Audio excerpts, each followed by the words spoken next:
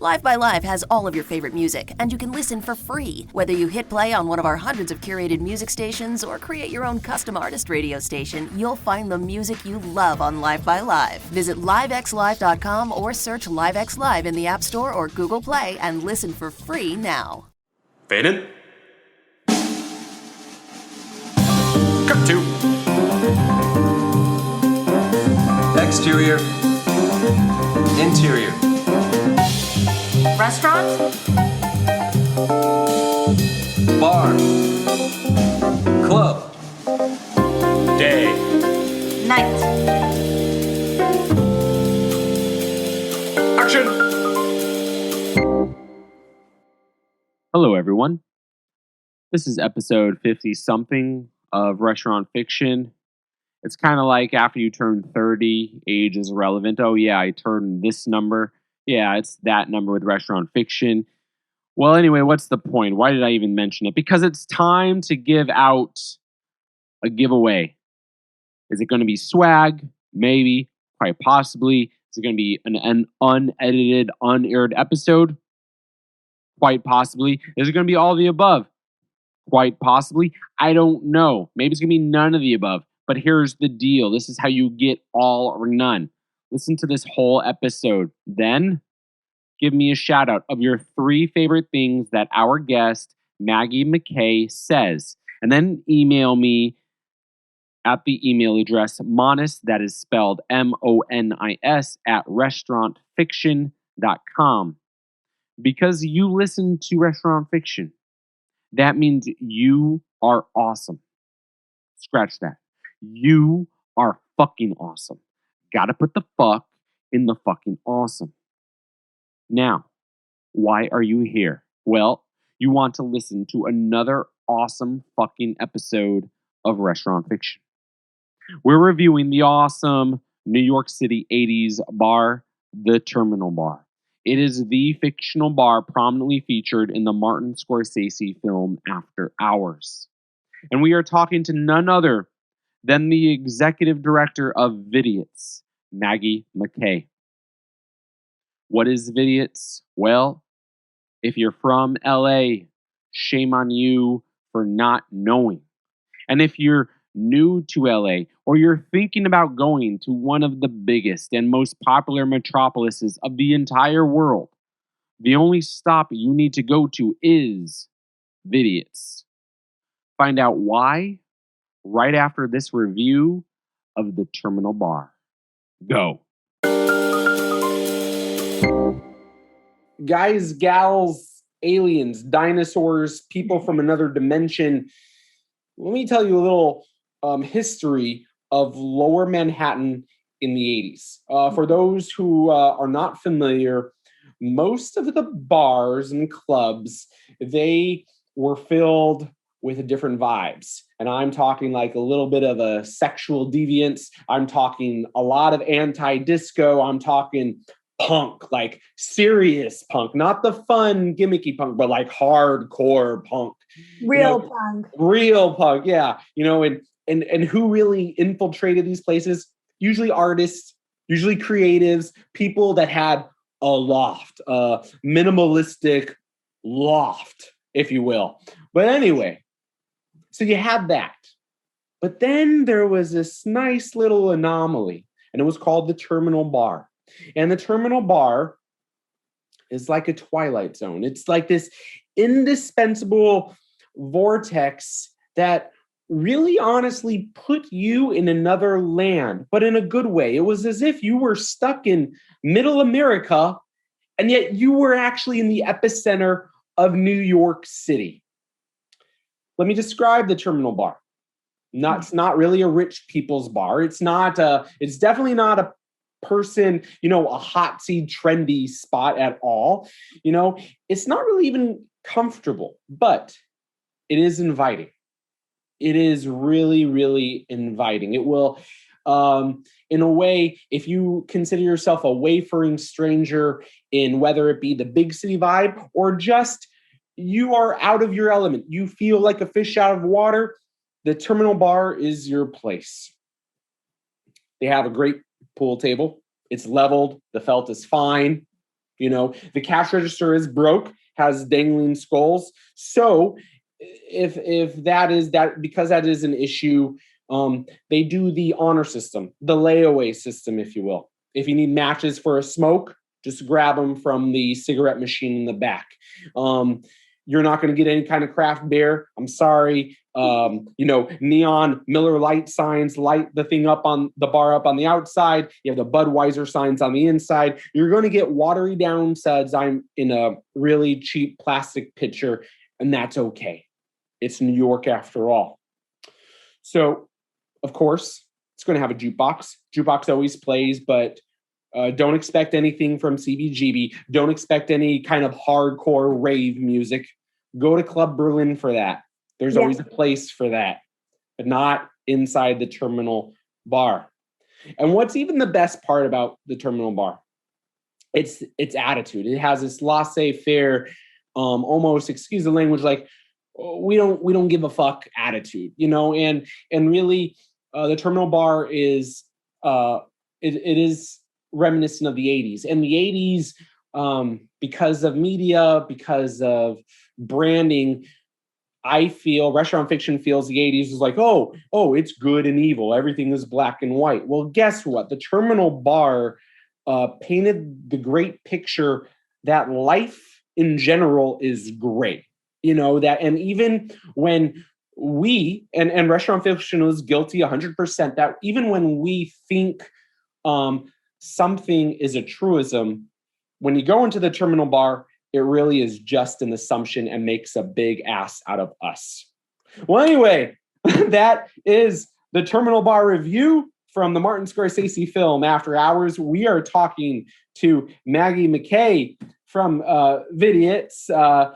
Maggie, what would you have to add? What do you have to delete? What is your opinion on that review and the terminal bar? I love that review. I love the idea that it's a little bit of it's like the cross between a safe zone and the Twilight Zone. I grew up in New York. I grew up in the neighborhood that After Hours was shot in. I grew up in Soho. I was 10 in 1985, so I wasn't hanging out in any of the bars. But I do remember when After Hours was being shot in and around the neighborhood. It wasn't a regular thing to have movies shot in Lower Manhattan at that time.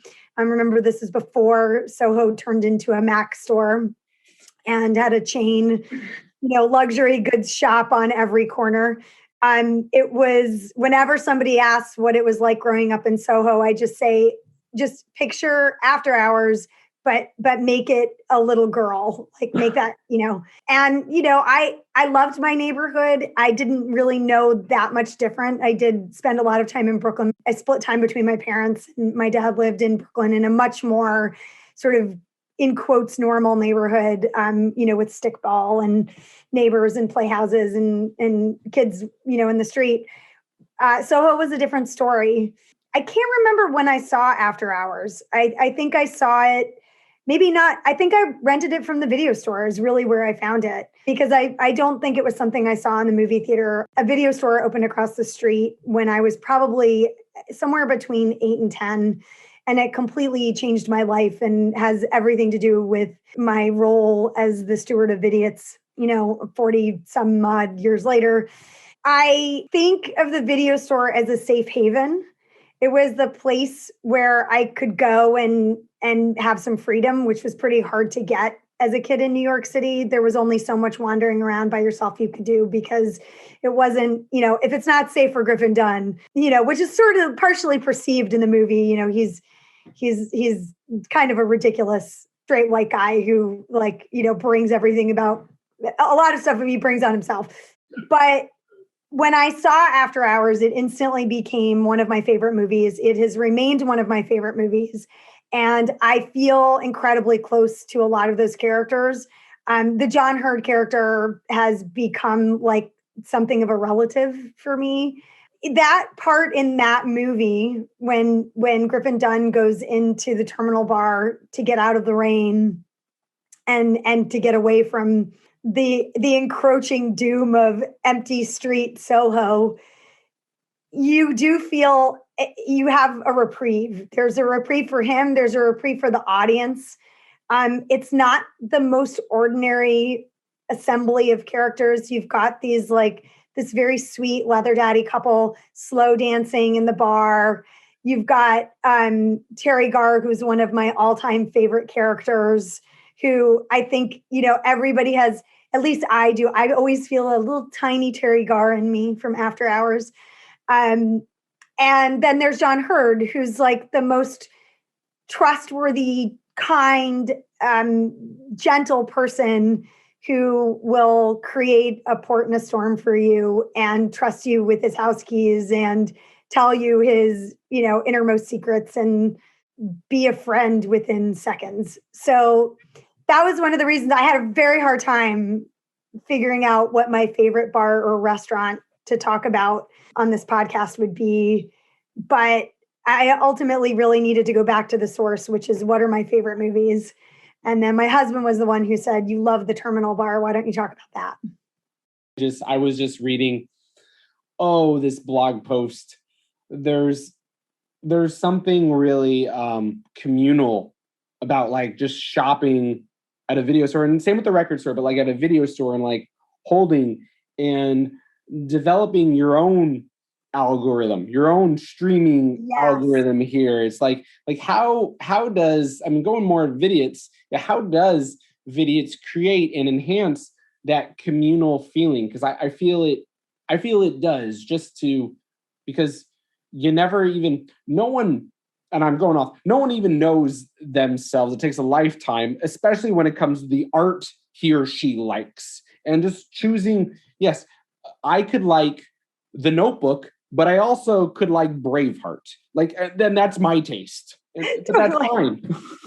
Yeah. I started working my professional life. The bulk of my professional life was as a film programmer for film festivals, which put me in the position of having a very critical eye. And I'm, looking for gems and sometimes having to, I hated the word reject, but the reality was we had to constantly write filmmakers and tell them we weren't going to take their work. And something I will say that happened when I joined Vidiots was this incredible feeling of freedom in knowing it wasn't my job to judge anymore. I didn't have to judge. I didn't have to rate. I didn't have to assign importance between one thing and another. The video store is meant to house everything. I think one of the things that set Vidiots apart and maybe, made it honestly a lot better than the video store I grew up with was that Patty and Kathy, our founders, really founded it with the idea of creating a community hub. It wasn't just a transactional space where you could pay for something and then get what you paid for and leave. It was really very much meant and designed for people to feel like it was one of their third spaces between home and work or home and school. Vidiots was a third space that felt very aligned with you as a person, as a member of the community. And they were always doing events in there. They would have a poetry reading. They would have a filmmaker come in and do a panel conversation. Before, people were having panel conversations on every corner in every festival and before that was like, the popular thing to do for what essentially was a mom and mom small business. So many people just use the restaurant scene or the bar scene as a byproduct, but really how important is the restaurant scene or the bar scene in the films that you see, because it does create a new world for the characters that you're falling in love or hating, Yeah. And I think bars and restaurants have been around, since people were walking upright. And I think they're really important spaces for us. And I think boy, if this time has taught us anything, it's how much we value community spaces that are not connected to our homes or to our places of business. And again, that third space, that idea of the third space, we've all lost our third spaces through the pandemic. We really can't go to those third spaces unless they're outdoors.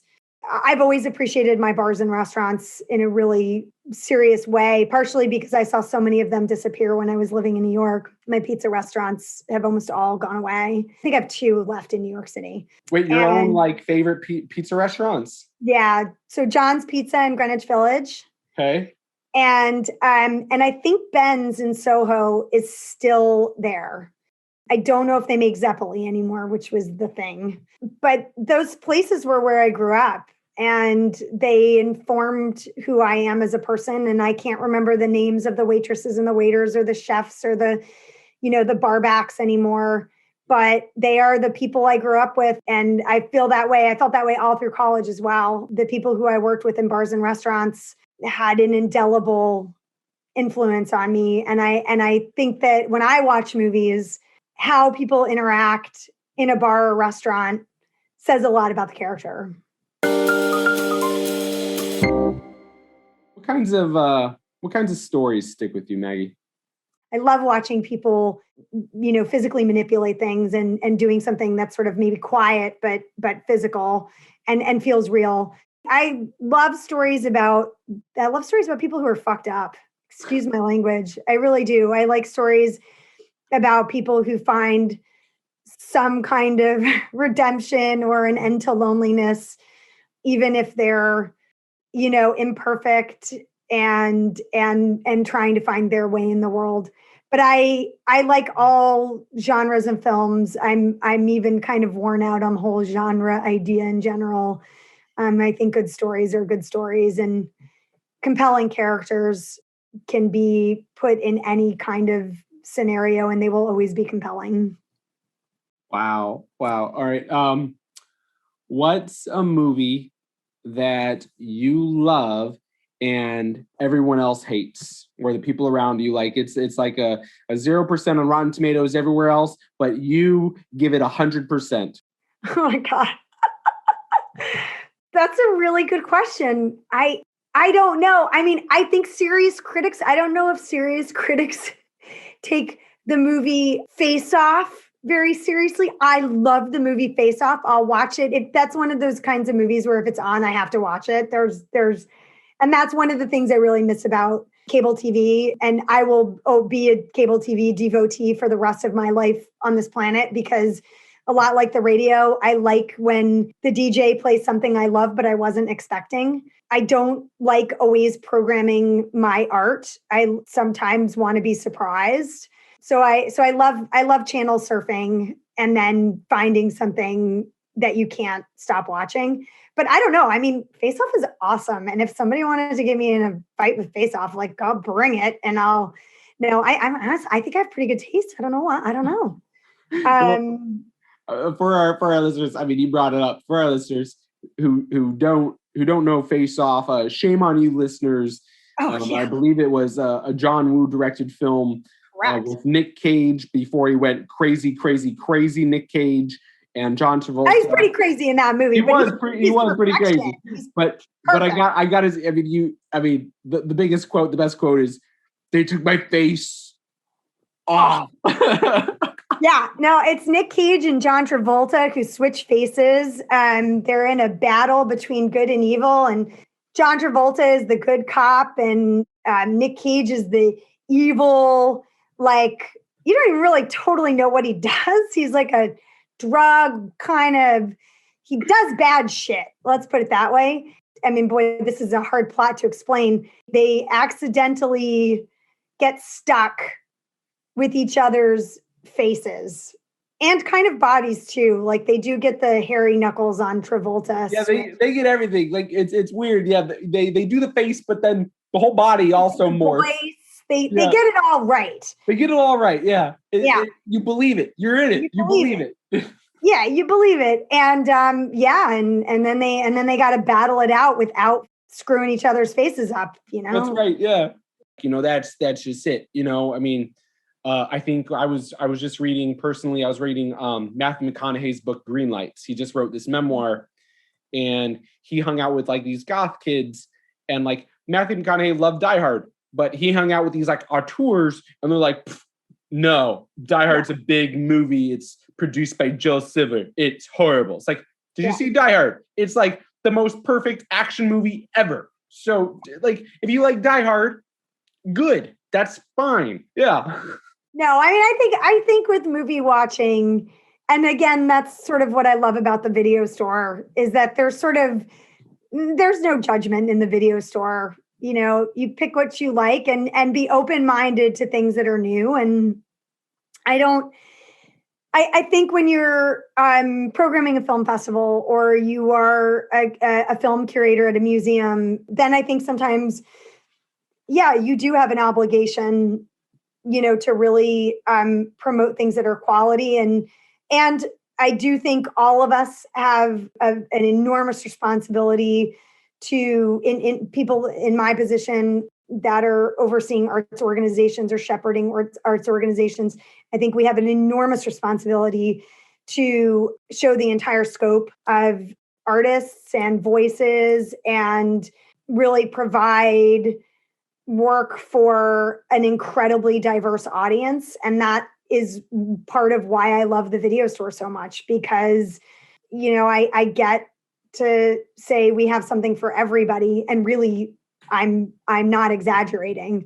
You know, we work really hard at Vidiots at only just following the path of our founders to make sure that we are stocking as many films as we can from as many voices and perspectives as we can.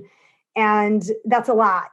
We're over 50,000 titles, and two of the biggest streaming services combined right now are about 4,000. So it gives you some perspective on what the limitations can be when you take physical media out of the equation.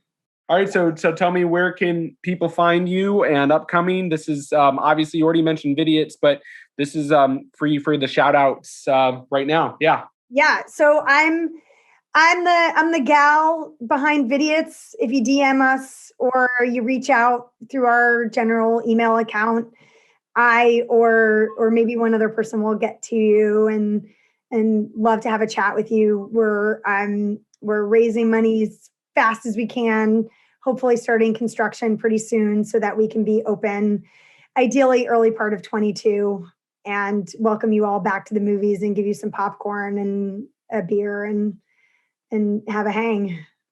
Awesome. And yeah, or for people who can want to donate or be involved, yeah, what is the website or anything like that? Yeah, vidiotsfoundation.org. Okay. We very much appreciate your donations, big and small. We have some merch online that people can hook up with, you know, and we want to hear from you all. So please reach out. Awesome. Shout out once again to the vidiotsfoundation.org. That is vidiotsfoundation.org. Check out what they're doing and how to support through that website, vidiotsfoundation.org. Thank you again to Maggie Mackay. We only wish New York City still had a terminal bar in the downtown area. And until our next episode, continue the conversation with me. Give me a DM on IG.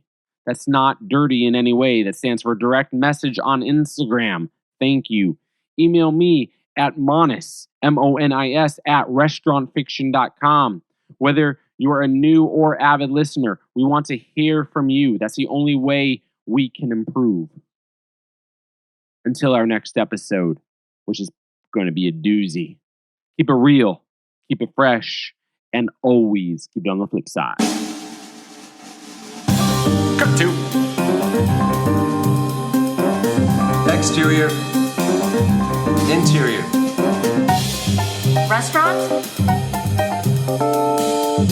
Bar. Club. day. Night.